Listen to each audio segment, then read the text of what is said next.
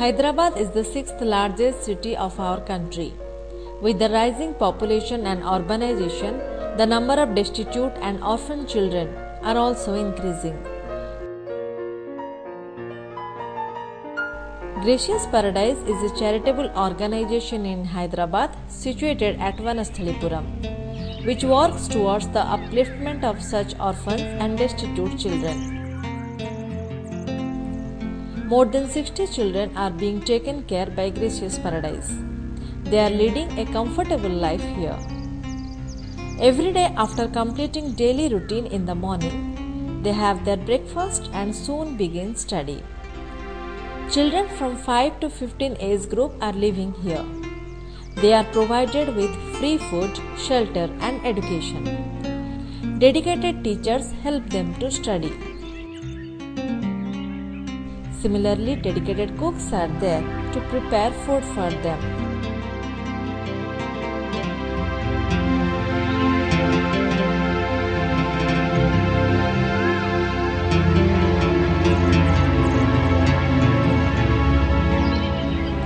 In regular intervals, health camps are organized here. Doctors do check up the children and prescribe medicines.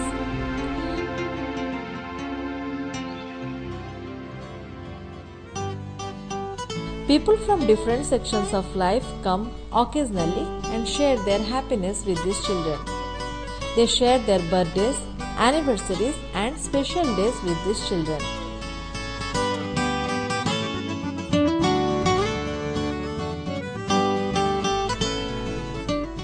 Gracious Paradise doesn't confine its effort to these children. It also plans to help deprived school-going children who are living in slums. It has planned to provide breakfast and lunch to such school-going children. The scheme launched on 12th December 2012, which will be regularized soon. There are many things to be done for the destitute and deprived children. This can only be possible if everybody come out voluntarily and graciously join their hands with us in every possible way.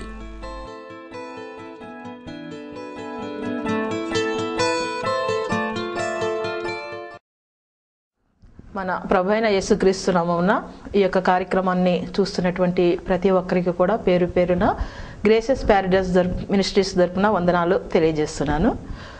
ఇంతకుముందు మరి మీతోటి నేను నా యొక్క సాక్ష్యాన్ని పంచుకున్నాను.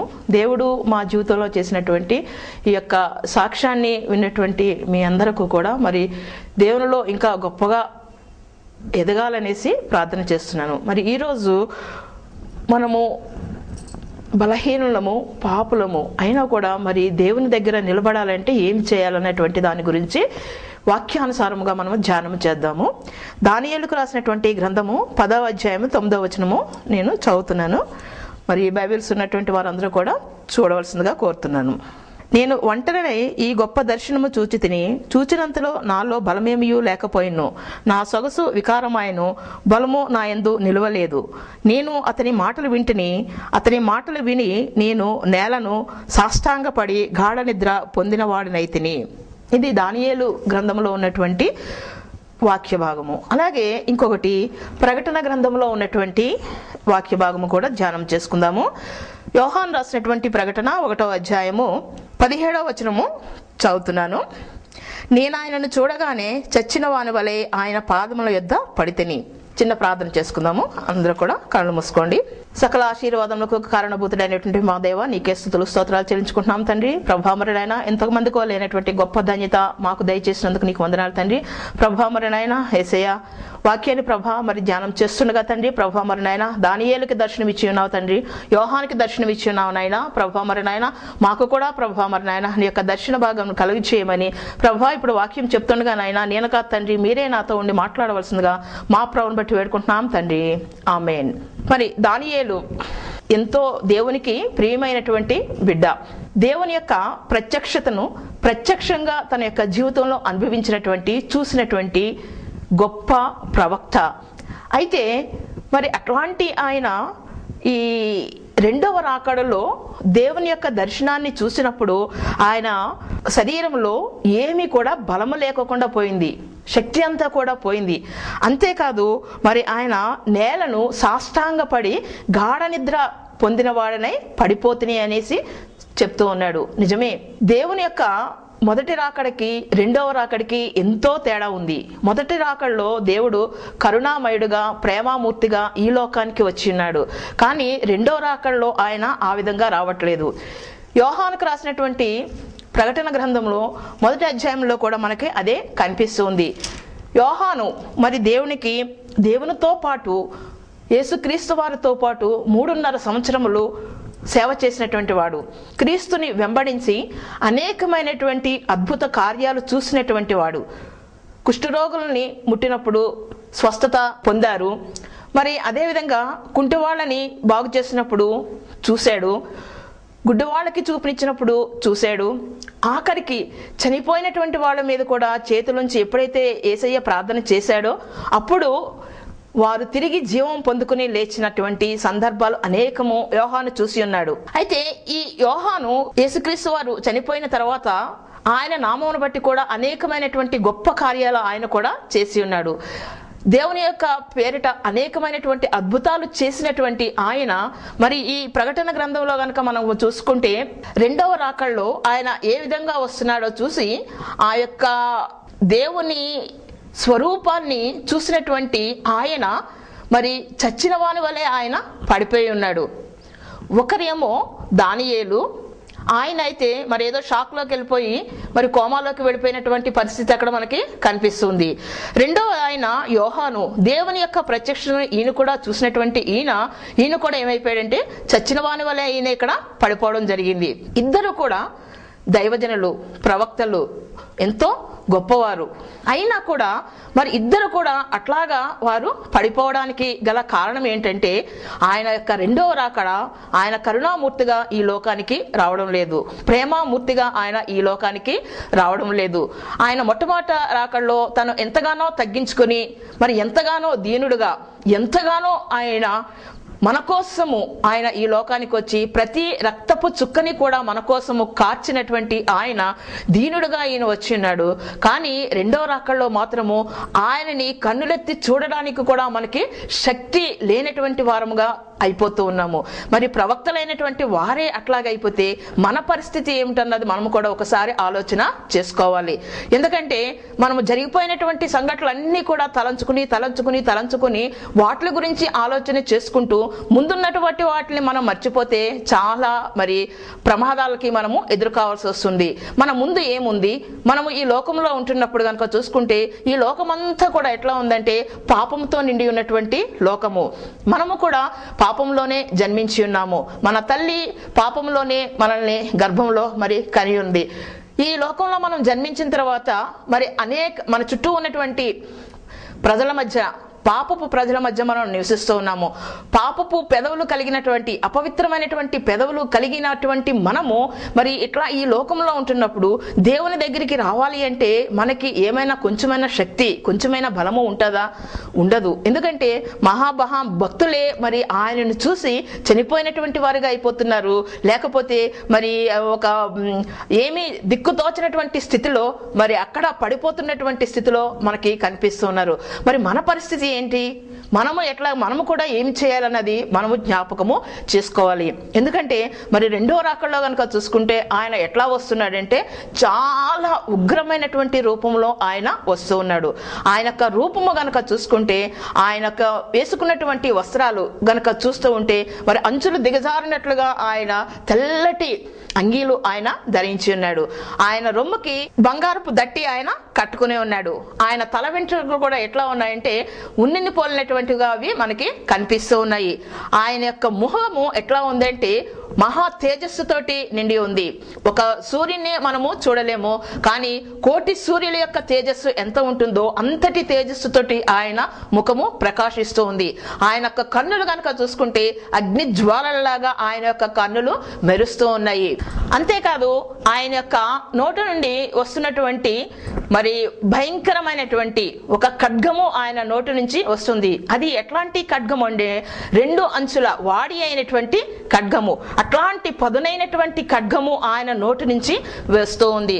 అంతేకాదు మరి ఆయన యొక్క కంఠధ్వని కనుక చూసుకుంటే విస్తారమైనటువంటి జల ప్రవాహముల కింద అది మనకి వినిపిస్తూ ఉంది. అంతటి మహా ఉగ్రతతోటి ఆయన వస్తూ ఉన్నారు. అట్లా ఆ రూపాన్ని చూసినటువంటి యోహానే ఆయనే మరి చనిపోయినటువంటి వాడిగా పడిపోయాడు. ఆయనలో ఏ మాత్రము శక్తి బలము లేకుండా చచ్చిన వాని వలె ఆయన పడిపోయి ఉన్నాడు. మొదటి రాకడికి రెండవ రాకడికి కూడా ఎంతో తేడా మనకి కనిపిస్తుంది. మొదటి రాకడలో ఆయన ప్రేమమయుడిగా వచ్చినాడు. మనల్ని క్షమించి మన యొక్క పాపములు అన్నీ కూడా తన యొక్క రక్తంలో కడిగి పవిత్రులుగా చేయడానికి ఆయన పరలోకాన్ని నుంచి దీనుడుగా దిగి వచ్చున్నాడు. కానీ రెండవ రాకడలో ఆయన ఆ విధంగా రావట్లేదు. రెండవ రాకడలో ఆయన ఒక కొదమ సింహంగా ఆయన వస్తూ ఉన్నాడు. ఆయన నోటి నుంచి వస్తున్నటువంటి ఆ 2 అంచుల వాడి అయినటువంటి ఖడ్గము కనుక చూస్తే అది ఏమవుతుందంటే మన యొక్క శరీరాన్ని ముక్కలు ముక్కలుగా అది చేసివేస్తుంది. అంతేకాదు ఎముకలను కూడా అది మరి పిప్పిగా చేసివేస్తుంది. ప్రతి కీళ్ళుని ప్రతి ఎముకని కూడా దాంట్లోకి వెళ్ళి ప్రతి దానిని కూడా మరి నలగగొట్టేటువంటి శక్తివంతమైనటువంటి వాక్కు ఆయన యొక్క మరి నోటు నుండి వస్తూ ఉంది. అట్లాంటి ఆయన ఎదురుగుండా మనకి నిలబడటానికి ఎందుకు మనము నిలబడలేకపోతున్నామంటే మనలో ప్రతి విషయంలో కూడా మనము తప్పిపోతూనే ఉన్నాము. ప్రతి చిన్న విషయానికి కూడా మనము తప్పిపోతూనే ఉన్నాము. ఉదయం లేచిన దగ్గర నుంచి సాయంత్రం వరకు కూడా మరి ఎన్నో అబద్ధాలు, ఎన్నో భయంకరమైనటువంటి ఆలోచనలు, ఎంతో పాపపు పనులు, మరి ప్రతి దాని మీద కూడా మనకి ఈ లోకము మీద కనుక చూసుకుంటే ఎంతో అభిమానం పెంచుకుంటూ ఉంటాము, ఎంతో ప్రేమ పెంచుకుంటూ ఉంటాము. కానీ మరి మనం ఇస్తున్నటువంటి కాలం కనుక చూసుకుంటే టీవీలకి సినిమాలకి మరి ఇంకా భయంకరమైనటువంటి వాటి కోసమే ఎక్కువ సమయం ఇస్తున్నాము. కానీ దేవుని యొక్క సన్నిధిలో కూర్చుని ఆయనని ప్రార్థన చేసుకోవడానికి కానీ ఆయనను స్తుతించడానికి కానీ ఆయన మహిమపరచడానికి కానీ మనకి ఒక 10 నిమిషాల టైం కూడా మనకి సరిపోదు. అసలు దొరకదు. అమ్మ టైం లేదండి మనము చెప్తూ ఉంటాము. మరి ఇట్లాంటి పరిస్థితుల్లో ఉన్నప్పుడు దేవుని ఎదుట మనము నిలబడగలుగుతామా అన్నది ఒక్కసారి ప్రతి వారు కూడా ఆలోచన చేసుకోవాలి. ఎందుకంటే సమయము చాలా కొద్దిగా ఉంది. ఈ కొద్దిపాటి సమయంలోనే మనల్ని మనం ఎట్లా రక్షించుకోవాలి, మనము ఏం చేస్తే మనము దేవుని యొక్క సన్నిధానంలో మనము నిలబడగలుగుతాము అన్నది మనము జ్ఞాపకం చేసుకోవాలి. ఎందుకంటే మరి రెండవ రాకడలో ఆయన ప్రతి దానిని కూడా వేరు చేయడానికి వస్తూ ఉన్నాడు. యేసుక్రీస్తు వారు పుట్టినది నిజము, ఆయన సిలువ వేయబడ్డది నిజము, తిరిగి 3వ రోజు లేచినది నిజము, ఆయన ఆరోహణ అయినది నిజము, ఆయన చెప్పినటువంటి ప్రతి మాట కూడా అక్షరాల జరిగి తీరుతూనే ఉంది. ఆయన చెప్పినటువంటి మాట, నేను పరలోకానికి వెళ్తున్నాను, తిరిగి మరలా వస్తాను, నేను తిరిగి వచ్చిన మిమ్మల్ని కూడా నేను నా యొక్క మరి పరలోకానికి తీసుకువెళ్తాననేసి ఆయన చెప్తూ ఉన్నారు. మరి ఆ యొక్క పరలోక రాజ్యానికి మనము వెళ్ళాలి, ఆయనతో పాటు వెళ్ళాలి అంటే చాలా మంది ఏమంటారంటే అప్పటి వరకు మనం ఎక్కడ జీవిస్తాము, ఎక్కడ బ్రతుకుతాము, రెండవ రాకడ ఎప్పుడు వస్తుందో మనకి తెలియదు కదా అనేసి చెప్తూ ఉంటారు. మన్ను దేవుని స్తుతించదు. మనము జీవించి ఉండగానే, మనము ప్రాణముతో ఉండగానే దేవుని స్తుతించడం మొదలు పెట్టాలి, ఆరాధించడం మొదలు పెట్టాలి. ఎప్పుడో వస్తుంది అప్పుడు చూసుకుందామంటే చేతులు కాలిన తర్వాత ఆకులు పట్టుకోవడము వృధా ప్రయాస. అది కాదు, మనము మరి తెలివి తెచ్చుకొని మారు మనసు పొంది ఎప్పుడైతే మనము దేవుని దగ్గరికి వస్తామో అప్పుడు మాత్రమే దేవుడు మన యొక్క పాపములన్నిటిలో కూడా క్షమిస్తూ ఉంటాడు. ఆయన ఎదుట మనము నిలబడాలి అంటే మరి ప్రకటన గ్రంథంలో ఆయన ఇచ్చినటువంటి దేవుని యొక్క వర్ణన కనుక చూసుకుంటే ఆ యొక్క మహా ఉగ్రమైనటువంటి రూపాన్ని మనము ఎదుర్కొనాలి అనుకుంటే, మనలో ఏమి కావాలి అనుకుంటే ఒక్కసారి చూడండి లూకా రాసినటువంటి సువార్త 21వ అధ్యాయము 36వ వచనంలో ఒక మాట అక్కడ మనకి వ్రాయబడి ఉంది. కాబట్టి మీరు జరగబోవు వీటి నెలను తప్పించుకొని మనిషి కుమారుని ఎదుట నిలువబడుటకు శక్తి గలవారమగనట్లు ఎల్లప్పుడూ ప్రార్థన చేయుచు మెలకుగా ఉండుడని చెప్పెను. మనుష్య కుమారుని ఎదుట నిలవబడుటకు శక్తి గలవారమగుటకు ఎల్లప్పుడూ ప్రార్థన చేయుచు మెలకువగా ఉండుడని చెప్పాను. మనకి ఉన్నటువంటి ఆయుధము ఒకటే, అది ప్రార్థన. ప్రార్థన శక్తి. ప్రార్థనలో ఎంతో గొప్ప శక్తి ఉంది. మరి భక్తులైనటువంటి వారే మరి దేవుని ఎదుట నిలవబడలేనప్పుడు మనము నిలవబడగలుగుతానికి ధైర్యాన్ని, శక్తిని కావాలి అనుకుంటే అనుదినము కూడా మనము ప్రార్థనలో గడపాలి. ప్రార్థనలో ఎంతో గొప్ప శక్తి ఉంది.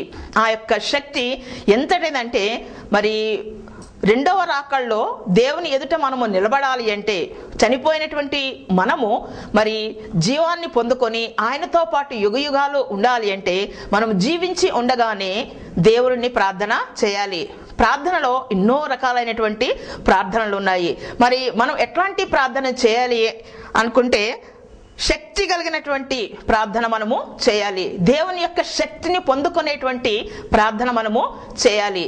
మనలో ఉన్నటువంటివి అన్నీ కూడా అలాగే ఉంచేసుకొని, కోపము, పగ, ద్వేషము, అసూయ, మరి ఇవన్నీ కూడా మనలోనే ఉంచేసుకుని కనీసము పక్కవారిని ప్రేమించలేకుండా ఉంటూ, మన బంధువుల్ని మనము క్షమించలేకుండా ఉంటూ, వారితోటి ప్రేమపూర్వకంగా మాట్లాడుకోకుండా ఉంటూ, మరి అన్ని మన మనసులోనే అట్లానే పెట్టేసుకుని ప్రభా అనేసి ప్రార్థన చేస్తే ప్రభు మన యొక్క ప్రార్థనని అంగీకరించడు.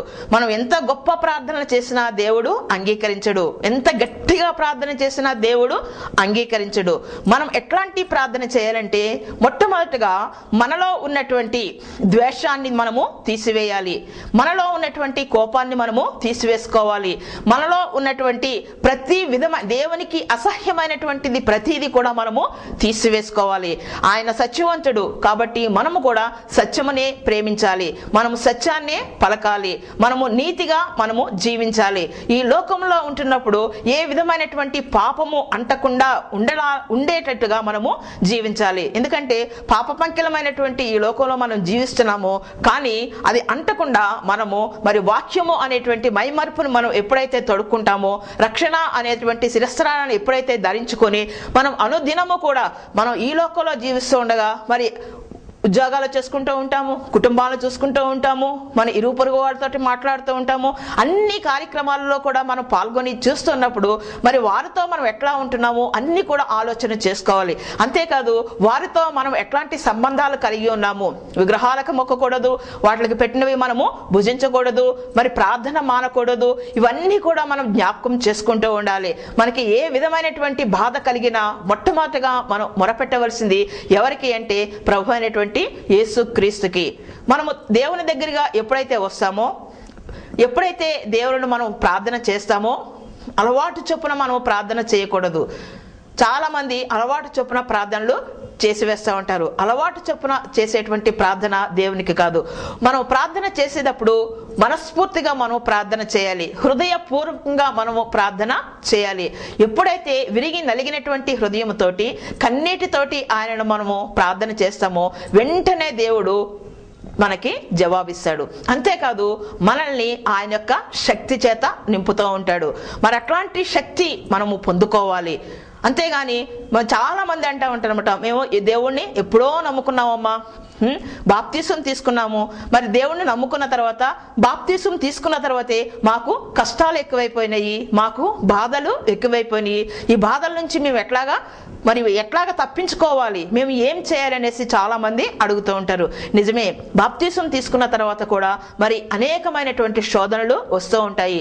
ఆ శోధనని జయించాలి. మనము శోధనలు రావద్దు అని మనము దేవుణ్ణి ప్రార్థన చేయకూడదు. ఒకవేళ శోధన వచ్చినా కూడా ప్రభువా ఈ యొక్క శోధనని ఎదుర్కొనడానికి కావలసినటువంటి శక్తి నాకు దయచే అనేసి మనము ప్రార్థన చేయాలి. నీ యొక్క శక్తి చేత నన్ను నింపు తండ్రి అనేసి దేవుణ్ణి ప్రార్థన చేయాలి. మనకు ఏది అవసరమో అది మాత్రమే మనము దేవుని అడుగుతూ ఉండాలి. అంతేగాని మరి జరిగిపోయినటువంటి విషయాలన్నీ కూడా జ్ఞాపకం చేసుకుంటూ, మననం చేసుకుంటూ, వాటిని గురించి ఆలోచన చేసుకుంటూ, వాటి గురించి చింతిస్తూ ఉంటే మరి మన ముందున్నటువంటి పరుగు పందెంలో మనము గెలవలేము.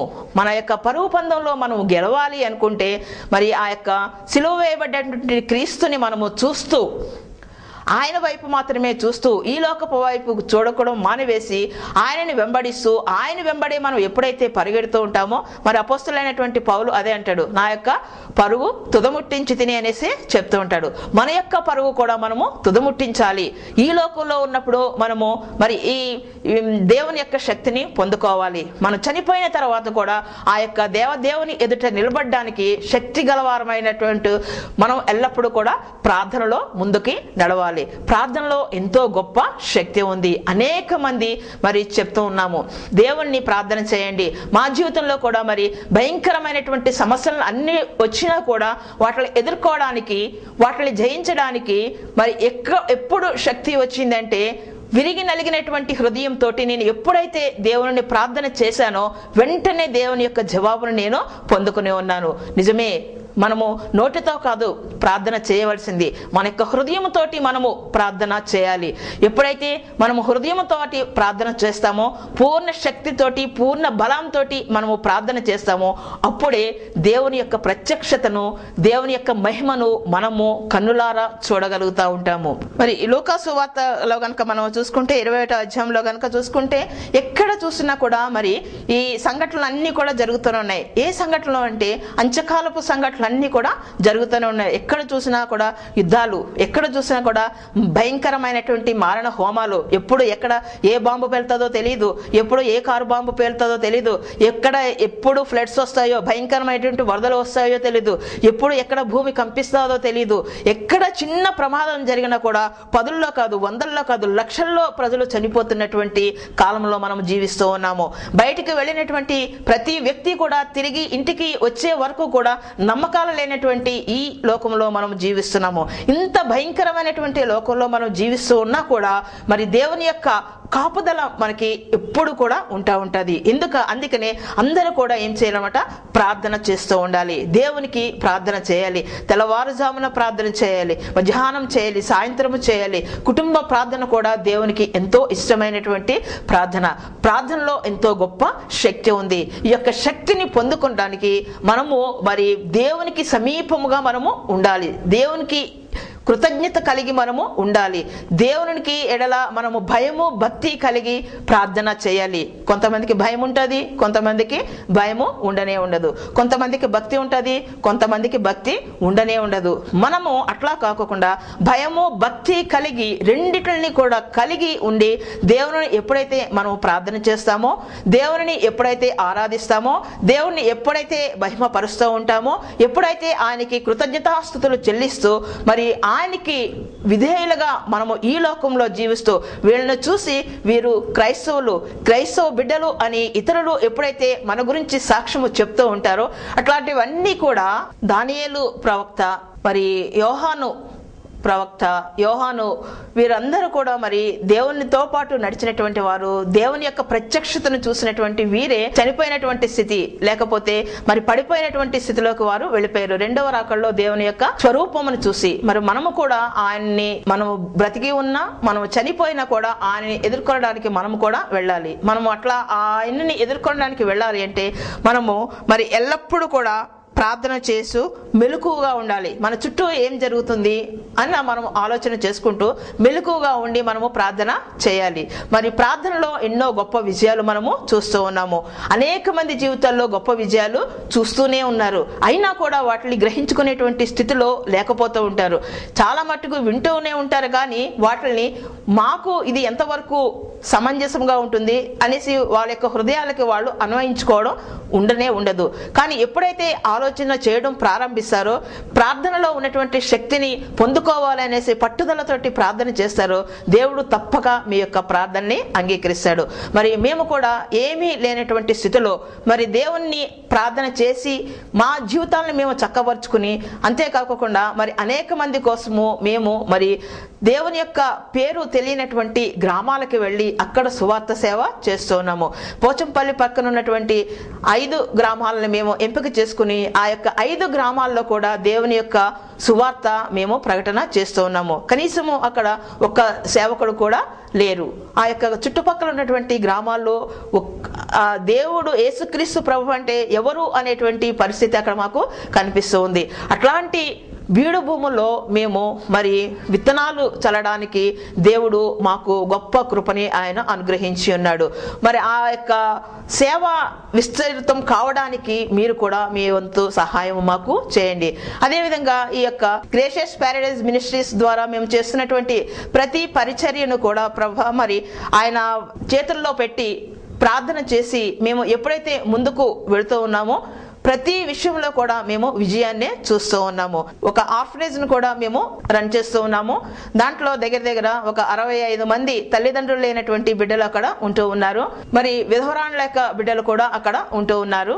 వారందరి కోసం కూడా మీరు కూడా ప్రార్థన చేయండి. మీ వంతు సహాయ సహకారాలు మాకు అందచేయండి. మరి ఈ యొక్క కార్యక్రమాలను కూడా మరి మేము ఎల్లప్పుడూ కూడా చేయడానికి దేవుని యొక్క సహాయం కోసము మీరు కూడా ప్రార్థన చేయండి. క్రీస్తు నందుండి మృతులైన వారు మొదట లేతురు, ఆ మీదట సజీవులమై నిలిచియుండు మనము వారితో కూడా ఏకంగా ప్రభువును ఎదుర్కొంటకు ఆకాశ మండలములకు మేఘముల మీద కొనుపోబడదము. మరి మనము ఈ లోకంలో ఉన్నప్పుడు రెండవ రాకడలో గనక చూసుకుంటే ఆయన కొదమ సింహంగా వస్తున్నాడు. మొదటి రాకడలో ఆయన ఒక గొర్రె పిల్లగా వచ్చాడు, కానీ రెండవ రాకడలో ఆయన కొదమ సింహంగా వస్తూ ఉన్నాడు. అయితే ఏరివేయడానికే ఆయన వస్తూ ఉన్నాడు.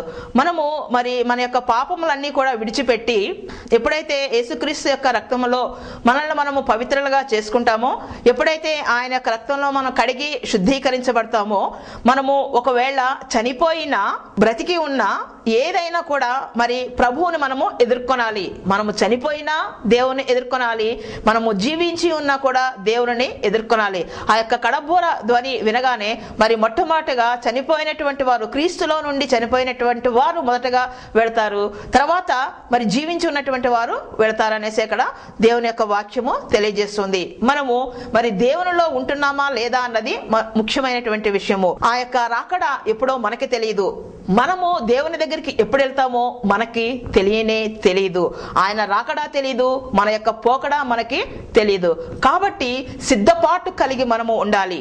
సిద్ధపాటు ఎప్పుడైతే మనం కలిగి ఉంటామో, మరి ప్రార్థన ఎప్పుడైతే మనము చేస్తూ ఉంటామో, ప్రార్థనా శక్తిని ఎప్పుడైతే మనము పొందుకుంటామో, మోకాళ్ళని ఎప్పుడైతే మనము కన్నీటితోటి ప్రార్థన చేస్తూ ఉంటామో, మరి దేవుడు తన యొక్క ఉచితమైనటువంటి కృపచేత, ఉచితమైనటువంటి ప్రేమ చేత మనల్ని దీవిస్తాడు, ఆశీర్వదిస్తాడు. ఈ లోకంలో మనల్ని దీవిస్తాడు. అంతేకాదు పరలోకంలో కూడా ఆయన యుగ యుగములు కూడా ఆయన యొక్క సన్నిధానంలో మనము నిలబడడానికి, ఉండడానికి గొప్ప కృప ఆయన మనకి దయచేస్తూ ఉంటాడు. అట్లాంటి ధన్యత మీరందరూ కూడా పొందుకోవాలనేసి నా యొక్క కోరిక. నా కోరిక కాదు, దేవుని యొక్క ఉద్దేశము. ఆయన వచ్చినదే అందరూ కూడా రక్షణ పొందడానికి, అందరూ కూడా దేవునితో పాటు యుగ యుగాలు ఉండడానికి ఆయన ఈ లోకానికి వచ్చి ప్రాణాలని అర్పించి ఉన్నారు. మరి అందరము కూడా సిద్ధపాటు కోసము మరి ఎల్లప్పుడూ కూడా ప్రార్థన చేద్దాము. దేవుడి చిన్న వాక్యాన్ని దీవించునుగాక. చిన్న ప్రార్థన చేసుకుందాము. స్తోత్రము నాయన, పరిశుద్ధుడా, నీకు వేలాది వందనాలు, స్తుతులు, స్తోత్రాలు తండ్రి.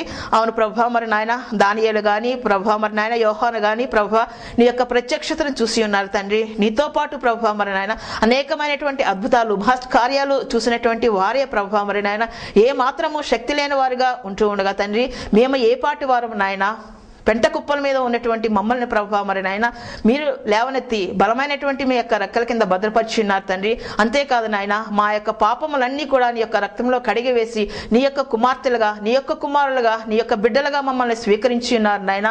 ప్రభా మరి నాయన మేము ఎల్లప్పుడూ కూడా నిన్ను ప్రార్థన చేసుకుని ప్రభా నీతో పాటు యుగ యుగాలు ఉండేటువంటి భాగ్యాన్ని మాకు, మా అందరికీ కూడా దయచేయమని యేసుక్రీస్తు నామమున బ్రతిమాలి వేడుకుంటున్నాం తండ్రి. ఆమేన్.